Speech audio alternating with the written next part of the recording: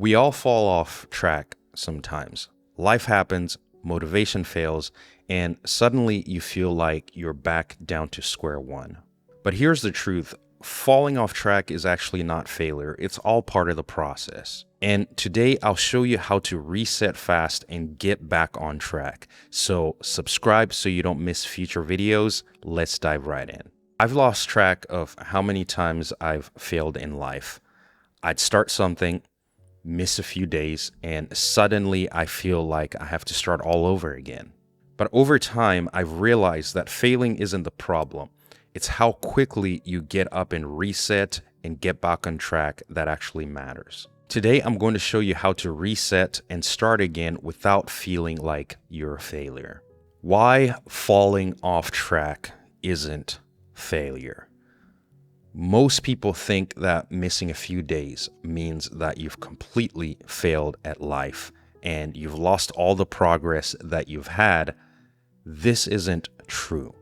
For example, if you are consistently going to the gym or working out routinely and you skip a week for whatever reason, you come back and you feel like you failed and you've lost all the progress and that there's no point in getting back in the gym. That's actually the wrong mentality. The truth of the matter is, yes, you were inconsistent for a week, but that progress that you made prior to that is not throwaway work and it's not wasted, and you just need to ease back into it and get back to where you were. The biggest mistake that you can make is a mistake that I make, especially being a high performer and having the mindset of a high performer, is letting guilt and frustration keep you from resetting. So essentially beating yourself up for not being consistent and sticking to what you said you were going to stick to the point where you actually don't bounce back and you actually don't go back into that thing because you feel so bad and you feel so frustrated with yourself and you feel like you let yourself down. And ultimately, the funny thing is you're actually hurting yourself and not helping yourself with that mentality. So that is something that I have learned and have come to realize, that the progress that you made prior to breaking that habit or failing at that thing is not erased. It's just paused. The progress is not erased. It's just paused momentarily.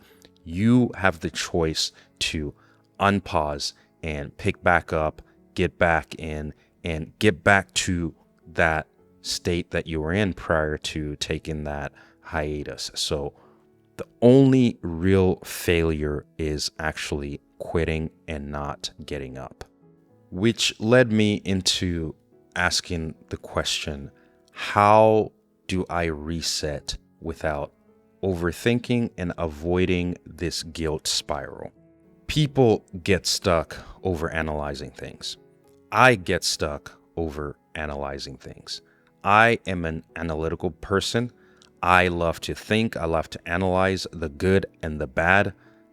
And oftentimes it leads to overthinking and waiting to feel motivated or waiting to feel right again before jumping back into something. That is not the most positive mentality to have. It's great to really think about things, but it's not good to overanalyze and to overthink and become paralyzed by that to the point where time just keeps going. And that 1 week that you were out of commission ends up being 1 month and ends up being 3 months because of that overthinking. I think of the example of a runner who's running a marathon or who's running a race, and they fall down and they trip during the race. Barring any injuries, that runner is going to get back up, start running again, and finish the race or limp their way through the race.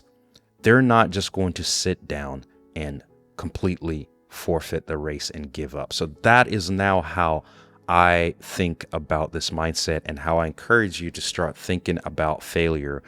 You have failed at something. Okay, great. You're just tripping in the race of life. You tripped and you failed. The marathon is not over. You still have a lot of miles to go. So you need to get back up and you need to get back in the race and reset and get back to work. The secret to actually getting back up is to take action.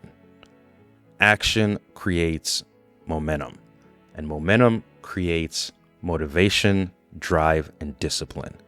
The faster you reset after a setback, the better and easier it's going to be for you to take that next step.